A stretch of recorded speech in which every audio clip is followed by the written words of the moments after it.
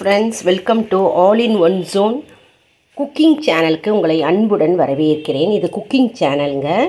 இதில் பார்த்தீங்கன்னா நம்ம இன்றைக்கி குழிப்பணியாரம் அப்படி இல்லைன்னா அப்பம் குத்தலாங்க. அதாவது கார்த்திகை தீபம், இன்றைக்கி பரணி தீபம், நாளைக்கு திருவண்ணாமலை தீபம். அதனால் நம்ம எப்படி செய்கிறது குழிப்பணியாரம் அப்படின்னு பார்க்கலாம். முதல்ல ஆட்டா மாவு, அதாவது கோதுமை மாவு, நீங்கள் ஆட்டா மாவு எடுத்துக்கலாம், ஆசீர்வாத் மாவு எடுத்துக்கலாம், எந்த மாவு வேணாலும் எடுத்துக்கலாங்க. இது நான் ஆட்டா மாவு எடுத்துக்கிறேன். சக்கி ஃப்ரெஷ் ஃபார்ச்சூன் ஆட்டா மாவு. அப்புறம் இதுக்கு தேவையானது வெல்லம், அப்புறம் ஏலக்காய் தூள், சிறிதளவு பச்சை கற்பூரம். இது நம்ம எப்படி செய்யலாம் அப்படின்றத பார்க்கலாம். இது கோதுமை மாவு நான் 2 கப்பு அளந்து எடுத்துட்டுருக்கேன். அதுக்கு தேவையானது ஒரு அரை கப்பு அரிசி மாவுங்க. அதாவது 1 கப்பு கோதுமை மாவுக்கு 1/4 கப்பு அரிசி மாவு. ஆனால் நான் 2 கப்பு கோதுமை மாவு எடுத்துட்டுருக்கேன் இல்லையா, அதுக்கு அரை கப்பு அரிசி மாவு சேர்த்துக்க போகிறேன். சேர்த்துட்டு நம்ம இதில் ஏலக்காவை போட்டு நம்ம பொடிச்சு போட போகிறோம், பச்சை கற்பூரம் போட போகிறோம். போட்டுட்டு நல்லா தண்ணி ஊற்றி நம்ம நல்லா திக்காக இட்லி மாவு பதத்துக்கு நம்ம கரைச்சிக்க போகிறோம். இது நம்ம குழிப்பணியாரம் பணியார சட்டிலையும் ஊற்றலாம். அப்புறம் எண்ணெய் வச்சு நம்ம அப்பம் மாதிரியும் குத்தலாங்க. ரொம்ப விசேஷங்க. கார்த்திகை தீப திருநாளுக்கு நம்ம பகவானுக்கு இதை வச்சு படித்தோம்னா ரொம்ப நல்லது. பொரி உருண்டையும் செய்யலாம், கொழுக்கட்டையும் செய்யலாம். நம்ம இன்றைக்கி குழிப்பணியாரம் அல்லது அப்பத்தை பற்றி பார்க்கலாம். அப்புறம் ஒரு பிஞ்சு அப்படியே அதை அப்படி கசக்கி பொடிச்சு அப்படியே இப்படி போடலாங்க. அதில் போட்டுடுறோம். அப்புறம் ஏலக்காயை நான் பொடி பண்ணி வச்சுட்டுருக்கேன், இதை அப்படியே போடலாம். நம்ம வெல்லம் எப்படி போடுறது அப்படின்னு சொல்கிறேன். 1 கப்பு கோதுமை மாவுக்கு அரை கப்பு வெல்லம் போடணுங்க. வெல்லத்தில் அழுக்கு குப்பையெல்லாம் இருந்ததுன்னா அது கரைச்சி ஊற்றலாம். அப்படிலாம் நல்ல சுத்தமான வெல்லமாக இருந்ததுன்னா அப்படியே நம்ம போட்டு கரைச்சிக்கலாம். 1 கப்பு கோதுமை மாவு எடுத்துகிட்டு இல்லையா, அதுக்கு அரை கப்பு வெல்லம். நான் 2 கப்பு எடுத்துட்டுருக்கேன் கோதுமை மாவு, அதனால் 1 கப்பு வெல்லம் போட போகிறேன். இப்போ அரை கப் போட்டோம் இல்லையா, இன்னொரு அரை கப் போடலாம். இப்போ இன்னொரு அரை கப்பு போட்டுக்கிறோம். இப்போ கொஞ்சமாக தண்ணி ஊற்றி நம்ம கரைச்சிக்க போகிறோம். ரொம்ப கொஞ்சமாக தண்ணி ஊற்றிக்கணும். ஊற்றிட்டு நம்ம கரையை விடுறதுக்கு தான் நம்ம தண்ணி ஊற்றணும், நிறையா ஊற்றக்கூடாது. கொஞ்சமாக தண்ணி ஊற்றிக்கிறோம். இதை அடுப்பில் வச்சு கரைச்சி நம்ம குப்பை அதெல்லாம் இல்லாமல் வடிகட்டி ஊற்ற போகிறோம். இப்போது கொஞ்சம் பூரா தண்ணி ஊற்றி நம்ம வெல்லத்தை கரைச்சிக்கிறோம். ஜஸ்ட்டு கரைச்சிண்டா போகிறோம், பாகெல்லாம் வைக்க வேணாங்க. இதை கரைச்சிட்டு நம்ம வடிகட்டி அதில் ஊற்ற போகிறோம். கட்டி கட்டியாக இருக்குது பாருங்கள், அதெல்லாம் கரையணும். இதில் நம்ம இப்போது வெல்லத்தை ஊற்றிட்டு நம்ம கரைச்சிக்க போகிறோம். இது பாருங்கள், வெல்லம் நல்லா கரைஞ்சிடுச்சு. வடிகட்டி எடுத்து வச்சுட்டுருக்கேன். இதை நம்ம அதில் ஊற்றி நம்ம திக்காக குழியில் ஊற்றுறா மாதிரி, குழிப்பணியார கல்லில் ஊற்றுறா மாதிரி நம்ம கரைச்சிக்க போகிறோம்.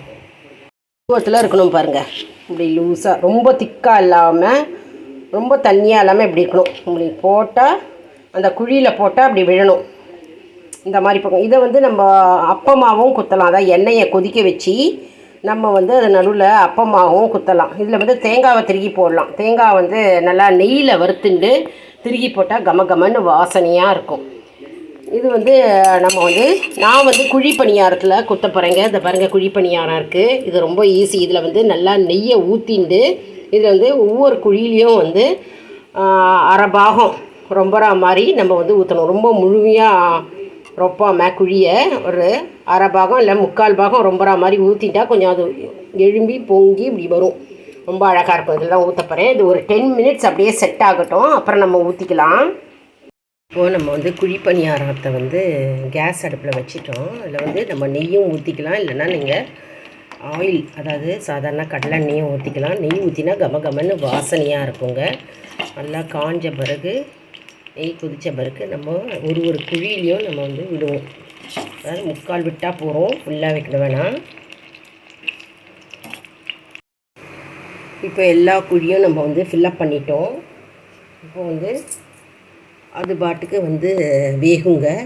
அடுப்பை சிம்மில் தான் வைக்கணும், அப்படிலாம் மீடியமில் வைக்கணும். ஹெவியாக வச்சிங்கன்னா, பெருசாக வச்சிங்கன்னா அது உள்ளே வேகாது, வெளியில் தான் வேகும். அதனால் அடுப்பை வந்து மீடியம் ஃப்ளேமில் வைக்கலாம். மீடியம் ஃப்ளேமில் வச்சா நமக்கு வந்து அழகாக உள்ளுக்குள்ளேயும் வேகும், வெளியிலையும் வேகும். இப்போ வந்து எல்லாத்தையும் நம்ம குழி பணியாரத்தில் போட்டோம். அழகாக இந்த மாதிரி கேப் விடுங்க. மேலே கேப் விட்டால் தான் இப்படி நம்ம திரட்டுறதுக்கு ஈஸியாக இருக்கும். இந்த ஸ்பூன் வச்சு நம்ம ரெண்டாக இப்படி தள்ளுவோம் பார்த்திங்களா, தள்ளும்போது நமக்கு ஈஸியாக இருக்கும். அதனால் மேலே வந்து முழுக்க ஃபுல் பாகமும் ஊற்றிடாதீங்க. ஊற்றினா வெளியில் வழிஞ்சிடும், பக்கத்து குழிக்கு போயிடும், இன்னொரு கழிக்கும் போயிடும். இது ஒரு சின்ன டிப்பு உங்களுக்கு. அதனால் மேலே வரைக்கும் ஊற்றக்கூடாது. ஒரு 3/4 பாகம் கொஞ்சம் கேப் விட்டு ஊற்றுங்க. ஊற்றினோம்னா நம்ம அந்த மாவு ஊற்றினோம்னா நம்ம வந்து திருப்புறத்துக்கு நமக்கு ஈஸியாக இருக்கும். இது ஒன்று வெந்த பிறகு நம்ம திருப்பி போடுவோம் பார்த்திங்களா, அது திருப்புறத்துக்கு ரொம்ப ஈஸியாக இருக்கும். அதை டிஸ்டர்ப் பண்ண வேணாம், அது அப்படியே வேகட்டும். எல்லாத்தையும் அப்படியே திருப்பி விடலாம் பாருங்கள். மெதுவாக கவனமாக திருப்பணும்.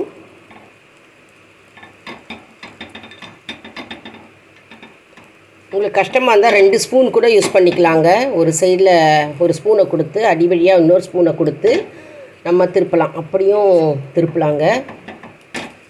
ரொம்ப ஈஸி இது. கார்த்திகைக்கு ரொம்ப விசேஷம், அந்த காலத்து ட்ரெடிஷ்னல் டிஷ் இது. குழிப்பணியாரம், இனிப்பு ஸ்வீட் குழிப்பணியாரம். இது வந்து நம்ம எண்ணெயில் போட்டால் அது அப்பமாக மாறிடும். அப்பமும் குத்தலாம். அப்பம் வந்து பெருசாக இருக்கும், ஆனால் நிறையா எண்ணெய் குடிக்கும், உடம்புக்கு கெடுதல். ஹெல்த் கான்ஷியஸாக இருக்கிறவங்க வந்து குழிப்பணியார கல்லை வந்து நம்ம போட்டோன்னா அதில் நெய்யோ அப்படி இல்லைன்னா நம்ம வந்து கடலெண்ணெய் போட்டுட்டு நம்ம இதெல்லாம் போட்டுக்கலாம். நெய் போட்டால் எப்போவுமே ரொம்ப கமகமன் வாசனையாக நல்லாயிருக்கும். ஸ்வீட்டுக்கே நெய் போடணும். நெய் போட்டு நான் நெய் தான் போட்டு ஊற்றிருக்கேன். நெய் ஊற்றி பண்ணினோம்னா இந்த ஸ்வீட் வந்து ரொம்ப அவ்வளோ அமுக்கலமாக சூப்பராக இருக்கும்.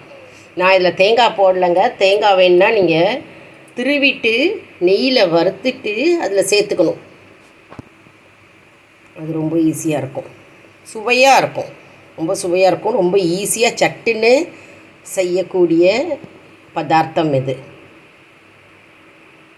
சில பேர் வந்து இனிப்பு கொழுக்கட்டை, அதாவது பூர்ண கொழுக்கட்டை பண்ணுவாங்க, அது மட்டும்தான் அவங்க செய்வாங்க. சில பேர் வந்து பொரி உருண்டை மட்டும் செய்வாங்க, அவல் பொரி உருண்டை, நெல் பொரி உருண்டை. சில பேர் வந்து அப்பம், நெல் பொரி உருண்டை, அவல் பொரி உருண்டை, வடை, பாயசம் இதெல்லாமே செய்யலாம். இப்போ நம்ம ஒன்று ஒன்றா எடுக்கலாம். வெந்திருக்குது. வெந்திருக்கு அப்படின்னு எப்படி கண்டுபிடிப்பீங்கன்னா, ஒரு குச்சியோ இல்லை அதாவது ஒரு கத்தி வச்சு நடுவில் குத்தி பார்த்திங்கன்னா அது வெந்திருக்கும்னு தெரியும். அதாவது நம்ம இப்போ இந்த கத்தி எடுத்துக்கிறோம். கத்தி எடுத்துகிட்டு இப்படி நம்ம இப்படி ப்ரெஸ் பண்ணோன்னா கத்தியில் எதுவும் ஒட்டாமல் வரணும். பாருங்கள், ஒட்டாமல் வந்ததுன்னா அது வெந்திருக்கு அப்படின்னு அர்த்தம். சரிங்களா? இது அப்படியே நம்ம வந்து எடுத்து போட்டுடலாம்.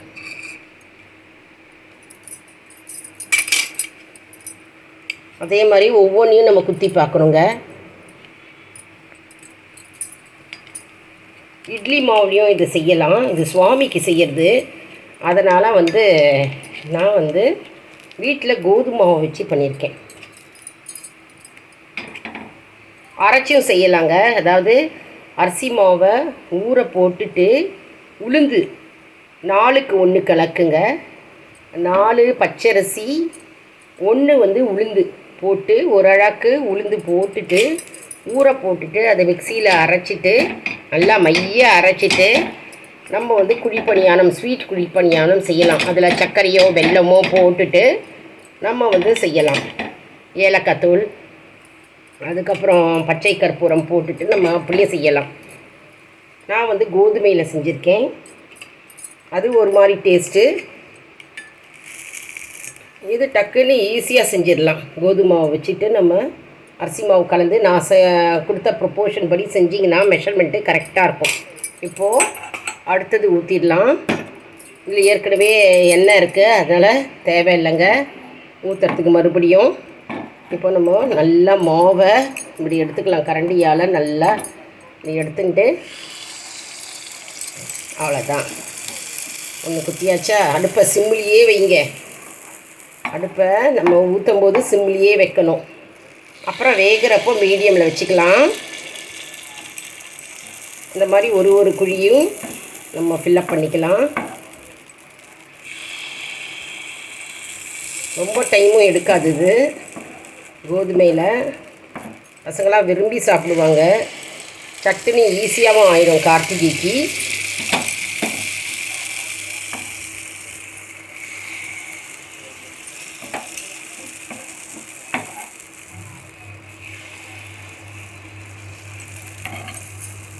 அப்படியே வேகட்டும். சைடில் நம்ம இப்போ நெய்யோ எண்ணெயோ ஊற்றிக்கலாம். இந்த சுற்றியுற இது நிறையா எண்ணெய் குடிக்காது. குழிப்பணியாரத்தில் போட்டோம்னா உடம்புக்கு வந்து நிறையா எண்ணெயெல்லாம் ஊற்றி செஞ்சோன்னா உடம்புக்கு கெடுதல். அதனால் நம்ம இந்த மாதிரி போட்டுக்கலாம். இது எண்ணெயில் போட்டோன்னா அப்பம் போட்டோன்னா எண்ணெயிலேயே அது வேகும். அது ஒரு மாதிரி சூப்பராக இருக்கும். அது அருமையாக இருக்கும். அப்பம் கொத்துவோம். அது செஞ்சு பாருங்கள். இந்த மெஷர்மெண்ட்டு படி நீங்கள் செஞ்சு பாருங்கள். செஞ்சு பார்த்துட்டு எப்படி வந்தது அப்படின்றது கமெண்ட் செக்ஷனில் தெரிவிச்சிருங்க.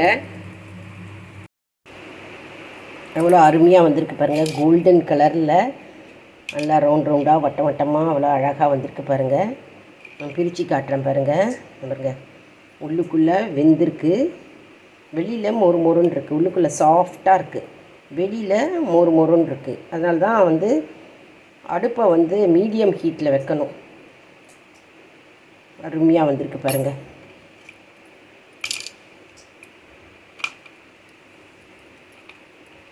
சில பேர் வந்து இதில் சோடா பூ போடுவாங்க.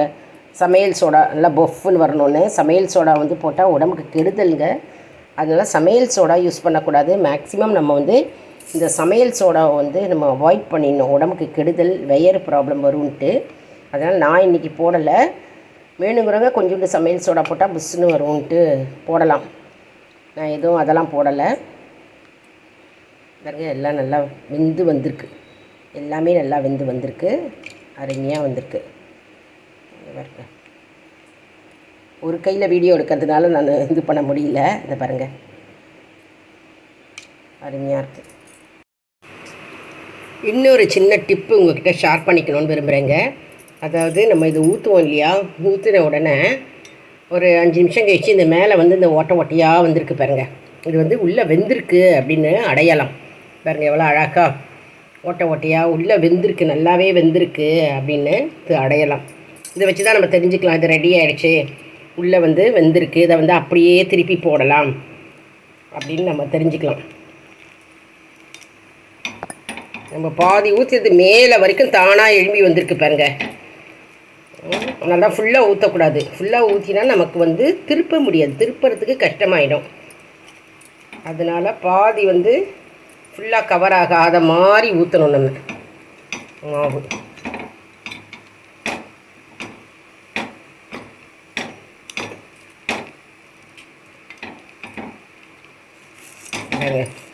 நல்லா கோல்டன் கலரில் பம்முன்னு வந்திருக்கு பாருங்கள். இதெல்லாம் வந்து ஓட்டையாக வரணும், இன்னும் கொஞ்சம் நேரம் வேகணும். இதில் இப்போ தான் ஸ்டார்ட் ஆகிருக்கு, ஹோல்ஸ் வந்திருக்கு. இதான் அடையாளம். நல்லா ஹோல்ஸ் வந்தோடனே நம்ம திருப்பி விட்டுடலாம்.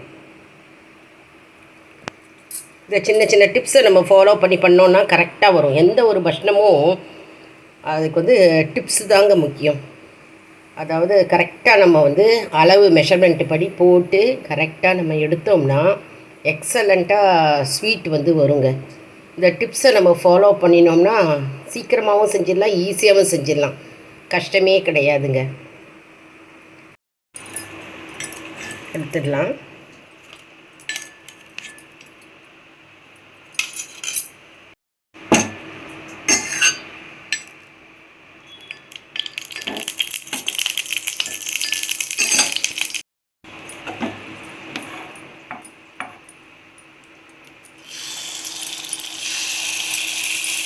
ஊற்றிக்கலாம்.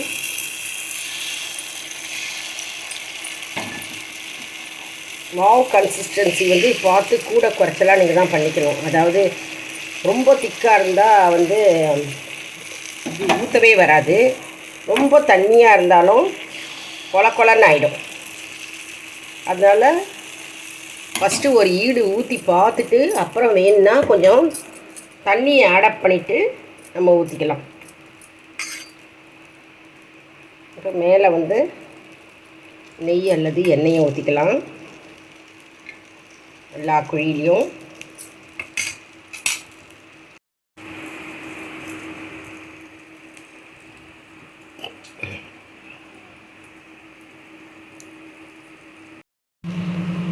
திருநெல்வேலிக்காரங்கெல்லாம் வந்து சர்க்கரை போட்டு செய்வாங்கங்க, அதாவது சீனி போட்டு செய்வாங்க சில பேர். அது வந்து வேறு மாதிரி டேஸ்ட்டு. பட் ஆனால் நான் வந்து வெல்லம் போட்டு செய்கிறேன். வெல்லம் போட்டு செஞ்சிங்கன்னா வந்து அதில் இரும்பு சத்தும் இருக்கும், ரொம்ப அருமையாக இருக்குங்க, சுவையாக அருமையாக. நம்மளோட குழிப்பணியாரம்லாம் அப்படியே சூப்பராக இருக்கும், நாக்கில் போட்டால் கரையும். அதனால் அதுக்கு வேறு மாதிரி டேஸ்ட் இருக்கும். சர்க்கரைக்கு போட்டிங்கன்னா இது வெல்லம் போட்டாக்க இது வேறு மாதிரி டேஸ்ட் இருக்கும். எது விருப்பமோ நீங்கள் எது வேணாலும் போட்டுக்கலாம். நான் இன்றைக்கி வெல்லம் போட்டு செஞ்சுருக்கேன். இதே மாதிரி வெல்லத்துக்கு இதான் மெஷர்மெண்ட்டு. இந்த மெஷர்மெண்ட்டை ஃபாலோ பண்ணி செஞ்சிங்கன்னா கரெக்டாக வரும். உங்களுக்கு நல்லா ரவுண்டாக உருண்டையாக அழகாக உங்களுக்கு சைட்லலாம் சிந்தாமல் சிதறாமல் மேலே எல்லாம் இந்த பாருங்கள், இந்த குழியில் சைடெல்லாம் ஆகாமல் கரெக்டாக உங்களுக்கு இந்த மாவு வந்து மெஷர்மெண்ட்டு படி போட்டோம்னா அழகாக வருங்க, சூப்பராகவும் இருக்குங்க. செஞ்சு பாருங்கள், எல்லோரும் செஞ்சு பார்த்துட்டு உங்களுடைய கமெண்ட்ஸை எனக்கு கமெண்ட் பாக்ஸாக தெரிவிங்க. நம்ம சேனலை லைக் பண்ணுங்கள், ஷேர் பண்ணுங்கள், சப்ஸ்கிரைப் பண்ணுங்கள். அடுத்த வீடியோவில் வேறு ஒரு தலைப்புடன் உங்களை வந்து சந்திக்கிறேன். நன்றி, வணக்கம்.